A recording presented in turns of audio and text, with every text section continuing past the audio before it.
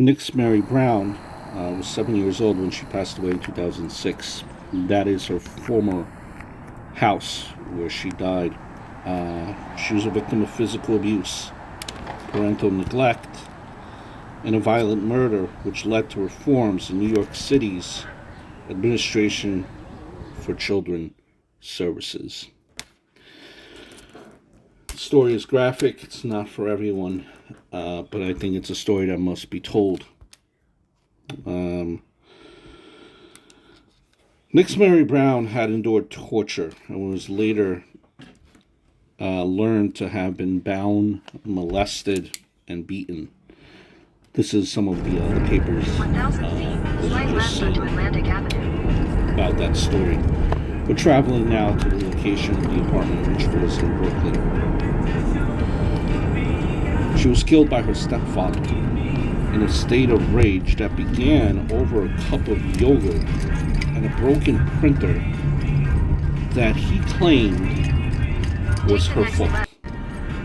Her stepfather, quoted in an article published in USA Today, called Nix Mary Brown a troublemaker. There is Nix Mary Brown. On the night of January 10th of 2006, Rodriguez beat Brown to death with both fists and his leather belt. Her mother, allegedly, and I say this allegedly, I wasn't there, but we could nonetheless, ignored Rodriguez as he slammed Brown's head into a bathtub and doused her with cold water. Both Santiago and Rodriguez were charged with second-degree murder and child endangerment. Rodriguez was convicted on the verdict of first-degree manslaughter and other charges and was sentenced to 29 years in prison. Rodriguez and Santiago both accused each other of inflicting the final fatal blow. Traces of Brown's DNA were found on Rodriguez's belt. The indictment also alleged that Rodriguez abused the little girl for months and smashed her head against a bathtub. Now, just to backtrack here, when the start of the trial, when the jury selection had begun during the week of early of 2008, the defense objective was to focus, and that's how the apartment looked like in 2006. Their objective was to focus on the ACS and the parents. The defense lawyer for Rodriguez, he was a rather known attorney here in New York. This is some of the evidence that's being wheeled into Queens County Court where the trial took place. Prosecutors were insistent that the judge allow jurors to see 7 pictures of the dead girl at the start of the testimony. Photographs of Brown showing her bruised and battered body proved too gruesome yesterday for even her accused killer. The ADA wanted one of the pictures introduced to refute claims by Rodriguez and the girl's mother that she drowned. The issue of child discipline was also raised by the prosecutor. The prosecution had planned to show crime scene photos at the trial, calling it a case of torture. The jury was a group of 10 women, 2 men. 9 of them had children of their own. If you want to look into further even of it,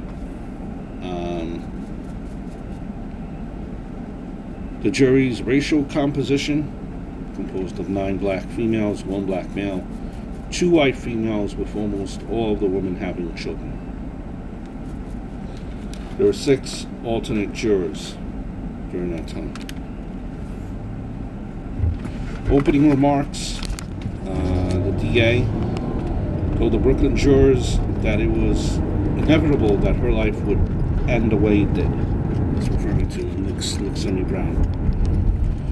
Battered and beaten, left alone on the floor, moaning until she could no longer hold on to life.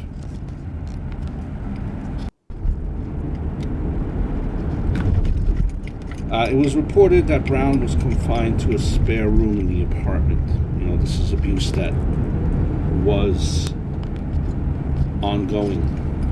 It was reported that, again, spare room in the apartment, a dirty mattress, broken radiator, an old wooden school chair with a rope, and a little box. Further, Nick Semi Brown was said to be routinely tied to the chair, raped, beaten, and repeatedly with belt and fists.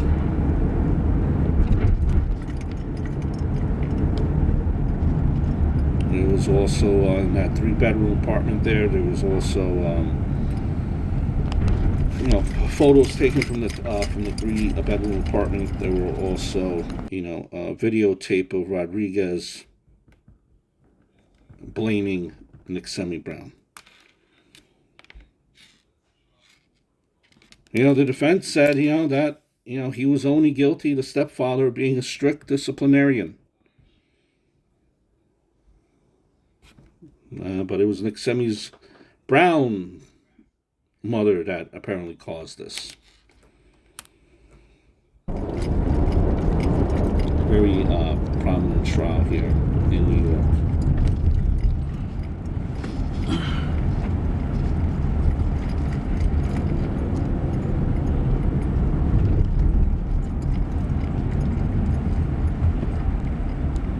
And this is a case here that just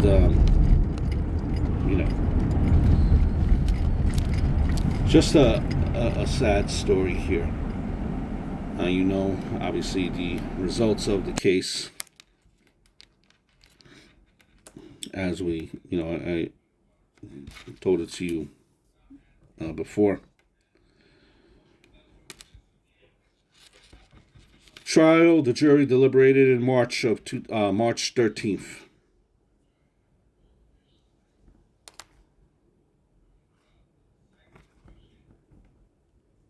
The defense tried to get a mistrial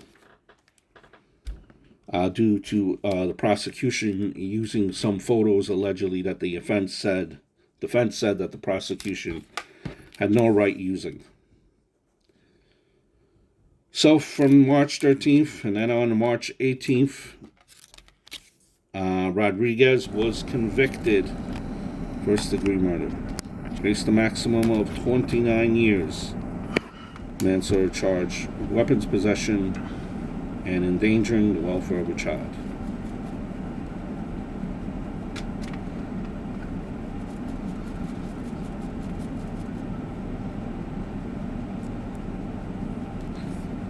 That's it. That was the trial for Rodriguez. That's it. That was the conviction. The mother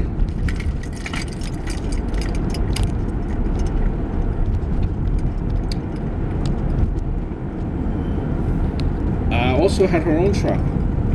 During the opening remarks, prosecutors revealed that Nick Semi Brown's last words as she lay dying were "Mommy, Mommy, Mommy." In 1,000 feet, turn right onto New York Avenue. And apparently Santiago did not stop Rodriguez from repeatedly beating her. Santiago did not protect, didn't love, didn't nurture Brown. That was all said.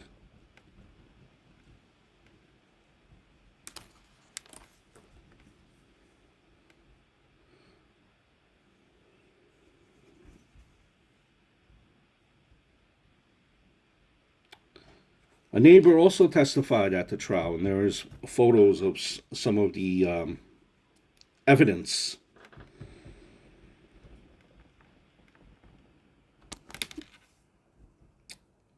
So a neighbor testified at Santiago's trial. This is the mother now.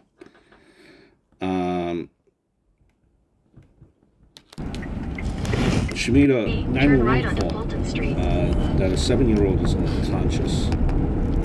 The neighbor indicated that the mother appeared calm, even though she made moaning sounds heard on the 911 phone in regards to her daughter being unconscious. So even with the moaning sounds, the mother was calm. Take the next left onto Marcy Avenue.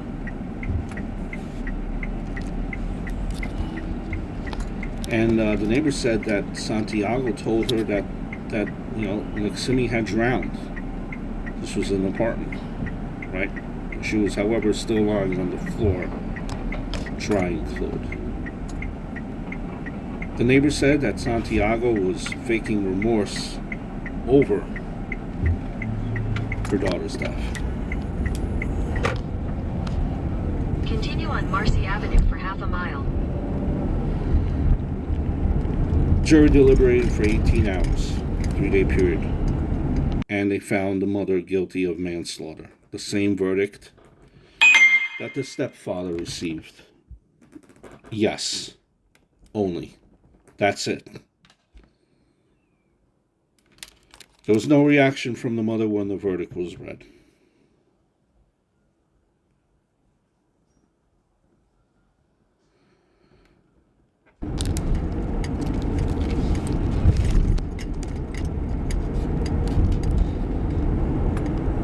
And that was Santiago now 43 years in prison. 43 years. You may not have delivered the fatal blow, but were it not for your failure to act, Niximi Brown would probably have not died from that blow. That was the judge's final remarks. In the aftermath, you have Niximi's Law, which was proposed by New York State Senator shortly after the events. The law is designed to deter or prevent child abuse-related crimes by charging parents connected to the crime of the death of their children with first-degree murder. The maximum punishment for which in New York State would be 25 years to life without the possibility of parole. Now, since passage of the law, reports have increased to New York State's child abuse hotline. According to the article, driving the trend is increased public awareness of the hotline. And this is the street here, once again, Niximi Brown, where she lived. You're looking, obviously, as this was a gruesome trial, some of the sketches, of the trial, and you could see how visibly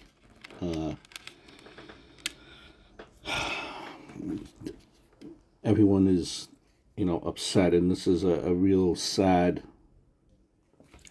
case when it involves, children and, any human being for that matter. You wonder what goes through people's minds. You really do. Is on the right. Here it is, one last going. You get it. This. Remember, that the apartment was right across the street from a park. There it is. It's changed since. It looks like it's like a little coffee shop in the basement there, with the door to the apartment. The apartments to the left. Again, it's the house with the black awning right there. That small, first floor, second, third, or ground, first, second floor.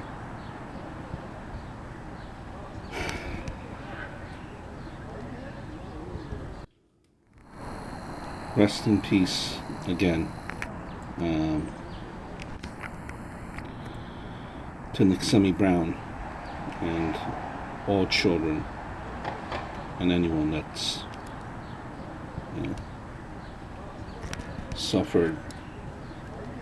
has been suffering from abuse.